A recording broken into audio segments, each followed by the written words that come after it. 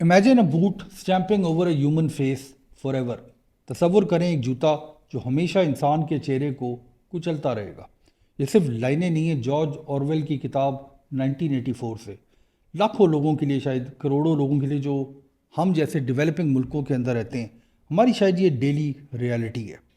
Surveillance, poverty, गुर्बत, propaganda, corruption और ये जो एंडलेस स्ट्रगल है हमारी सच और झूठ के बीच में। जॉर्ज ऑरवेल ने इसको पहले से प्रिडिक्ट कर दिया था, फॉरकास्ट कर दिया था और शायद हमें वॉर्न भी कर दिया था। कौन था ये शख्स जो मरते हुए भी, एक जजीरे पे रहते हुए इतनी एक्यूरेटली हमारा फ्यूचर प्रिडिक्ट कर रहा था? बल्कि हमारा ही नहीं, शायद इस दुनिया का जिसमें हम रहते हैं, आने वाली दुनिया का फ्यूचर प्रिडिक्ट कर रहा था। आज हम बात करने जा रहे हैं मेरी सोच में जॉर्ज ऑरवेल की ज़िंदगी पे, उसकी फ़िलॉसफी पे और उसका जो मैसेज था। इस मैसेज को आज समझना क्यों इतना ज़रूरी है। मेरा नाम इमरान है और मेरी सोच में खुश आमदीद। जिस शख्स को हम जॉर्ज ऑरवेल के नाम से जानते हैं, ये इस शख्स का असली नाम था ही नहीं। ये शख्स एरिक आर्थर ब्लेयर 1903 यानी 1903 में ब्रिटिश इंडिया में पैदा हुआ था, मोतीहारी बिहार में। उसका बाप कलोनियल ओपियम डिपार्टमेंट में काम करता था। जो लोग अपनी कलोनियल हिस्ट्री ब्रिटिश राज की नहीं जानते, तो अफीम की ट्रेड से पैसा बनाया करती थी ब्रिटिश गवर्नमेंट। और शुरू से जॉर्ज ऑरवेल की ज़िंदगी इनइक्वालिटी और एम्पायर ने शेप की। एक दफ़ा जॉर्ज ऑरवेल अपनी फैमिली के बारे में कहते हैं कि लोअर अपर मिडिल क्लास घराना था मेरा, यानी गरीब नहीं था मगर ताकतवर भी नहीं था। और एक यूनिक पोजीशन में जॉर्ज ऑरवेल बड़ा हुआ, inside the system but never fully belonging to the system.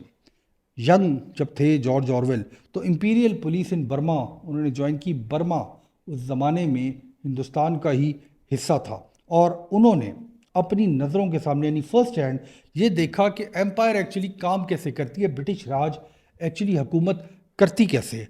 Violence disguised as order और एक्सप्लॉयटेशन मास्क्ड एज सिविलाइजेशन।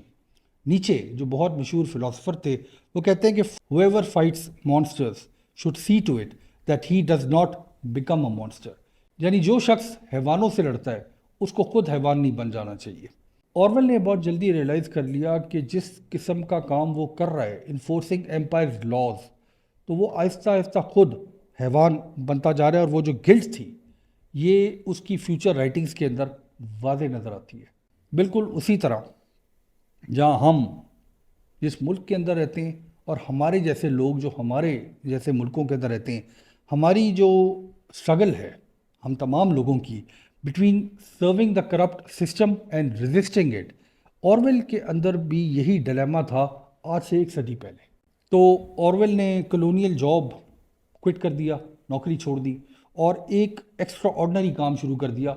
और वो ये था कि उसने गुर्बत के अंदर रहना शुरू कर दिया। पेरिस में, लंदन में डिश वॉशर के तौर पे रहना शुरू कर दिया और चीप गरीब जो हॉस्टल्स होते हैं उसके अंदर रातें गुजारना शुरू कर दी। और उसने लिखना शुरू कर दिया उन लोगों के बारे में जो सड़कों पे भीख मांगा करते थे और उन औरतों के बारे में जो जिस्म फरोशी किया करती हैं। अपनी किताब down and out in Paris में ऑरवेल लिखते हैं कि पॉवर्टी, गुर्बत कैसे इंसान के जिस्म को, इंसान की रूह को, इंसान की डिग्निटी को तबाह करती है। और वह लिखते हैं कि poverty freeze them from ordinary standards of behaviour just as money freeze them from work.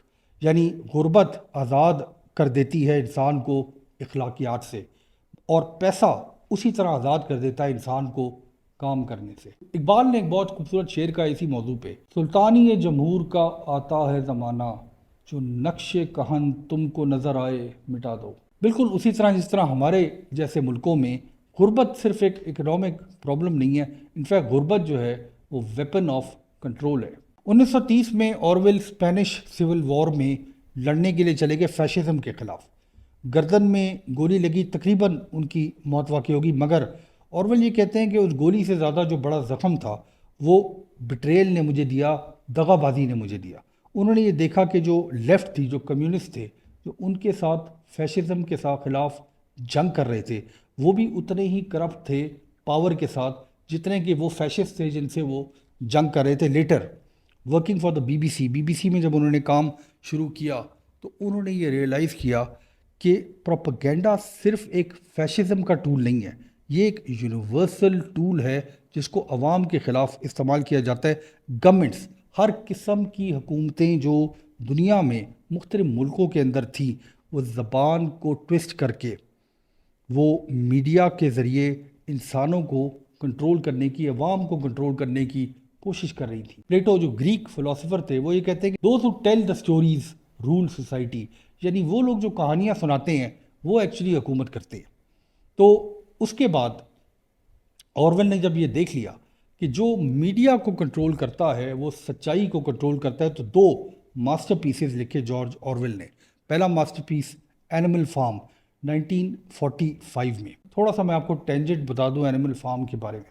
اس کتاب کو چھٹی جماعت میں یعنی کلاس 6 کے اندر نصاب کے اندر ہمیں پڑھایا گیا. اس زمانے میں ہمیں ایسے لگتا تھا کہ کسی چڑیا گھر کی کہانی ہے، اور ہم بچے تھے تو ہم نے اس کہانی کو بہت انجوائے کیا. مگر اس کتاب کی سمجھ اس وقت آئی جب میں نے یہ ریئلائز کیا کہ ہم خود ایک چڑیا گھر کے اندر ایکچولی رہتے ہیں. جب تک آپ چڑیا گھر کے اندر نہیں رہتے ہوں گے تو آپ کو جارج آرویل کی اینیمل فارم سمجھ نہیں ہے گی. ایک لائن اس کے اندر، all animals are equal but some animals are more equal than others. اس کی میں ٹرانسلیشن نہیں کروں گا، اس کی ٹرانسلیشن آپ خود سمجھ لیں. دوسری ماسٹر پیس 1984، یہ کتاب 1949 میں لکھی گئی. ایک وارننگ سرویلنس کے بارے میں، جھوٹ کے بارے میں اور ڈر یا خوف کے بارے میں. آج اگین جو ہماری ڈیولپنگ کنٹریز ہیں، کسی اسپیسیفک ملک کا میں نام نہیں لوں گا کہ سب ہی اسی گیڑے میں پھنسے ہوئے ہیں. یہ جو سٹوریز ہیں نا اینیمل فارم کی اور 1984 کی، یہ بالکل سچائی اور زندہ نظر آتی ہیں آج بھی. پرومسز آف ایکویلٹی، برابری کے وعدے، بٹریڈ بائی دی ایلیٹس، یعنی جو ایلیٹس ہیں، اشرافیہ ہے، ان کے دھوکے، سرویلنس سٹیزنس کی، اور اس کے علاوہ media turned into propaganda machines. Orwell کی رائٹنگ کے اندر صرف ایک بلیف ہم واضح طور پہ دیکھ سکتے ہیں، اور وہ یہ ہے کہ سچائی جو ہے وہ آزادی ہے، یعنی ٹروتھ از فریڈم. آرویل لکھتے ہیں اپنی کتاب 1984 میں کہ the further a society drifts from the truth, the more it will hate those who speak it. یعنی وہ سوسائٹی جو سچ سے دور ہوتی جاتی ہے وہ ان لوگوں سے نفرت کرنا شروع کر دیتی ہے جو سچ بولتے ہیں. کتنی صحیح بات ہے یہ کہ جس زمانے میں جرنلسٹ کو، وہ لوگ جو ہمیں خبر دیتے ہیں، سچائی بتاتے ہیں، ان کو چپ کرنے کی کوشش کی جا رہی ہے. جو اسٹوڈنٹس آواز اٹھاتے ہیں ان کو سزا دی جاتی ہے، اور جو لوگ سچ بولنے کی کوشش کرتے ہیں ان کو غدار ڈکلیئر کر دیا جاتا ہے. تھامس ہابز نے اپنی کتاب لیویٹن میں کہا کہ covenants without the sword are but words، یعنی عہد و پیما تلوار کے بغیر صرف الفاظ ہیں. اور کیمس میں لکھتے ہیں کہ the only way to deal with the unfree world is to become so absolutely free that your very existence is an act of rebellion. یعنی واحد طریقہ ایک انفری ورلڈ، ایک ایسی سوسائٹی جہاں پہ آپ اپنے آپ کو ایک جیل میں، ایک بند جگہ پہ فیل کرتے ہیں، تو ایک ہی طریقہ ہے وہاں پہ ایبسلیوٹلی آزاد ہونے کا، اور وہ یہ ہے کہ جو آپ کی اپنی ایگزسٹنس ہے وہ ایک ایکٹ آف ریبیلین بن جائے، یعنی کہ انقلاب بن جائے. آرویل نے اپنی زندگی میں اس ریبیلین کو جیا. آنیسٹی اوور کمفرٹ، یعنی ایمانداری سکون کے اوپر، اور پاورٹی اوور لائز، یعنی غربت جھوٹ کے اوپر، اور اس کے علاوہ ٹروتھ اوور پروپیگنڈا، یعنی سچائی پروپیگنڈا کے اوپر. جب آرویل نے اپنی کتاب 1984 لکھی تو ان کو ٹی بی تھا، ان کی زندگی تھوڑی رہ گئی تھی. آئسولیشن میں ایک اسکاٹ لینڈ کے آئلینڈ میں وہ رہتے تھے. ہر پیج جو وہ لکھتے جاتے تھے وہ ایسے لگتا تھا کہ ڈیتھ اور ڈیوٹی، یعنی موت اور ذمہ داری کے بیچ میں ایک لائن لکھتے جا رہے ہیں. وہ ان کو یہ پتا تھا کہ وہ فیوچر دیکھ نہیں سکیں گے، کیونکہ ڈاکٹرز زمانے میں ٹی بی اگر آپ کو ہو جاتا تھا تو آپ کی جو موت تھا اس کا ٹائم فکس ہو جاتا تھا. مگر ان کو یہ بھی پتا تھا شاید کہ فیوچر کو، جو آنے والی دنیا ہے، اس کو ایک وارننگ کی ضرورت ہے. اور یہاں پہ ہم اس انسان جارج آرویل کو صحیح طور پہ دیکھتے ہیں، ناٹ جسٹ اے رائٹر، صرف ایک لکھنے والا شخص نہیں، مگر ایک پروفٹ آف ٹروتھ، ایک سچ بولنے والا انسان.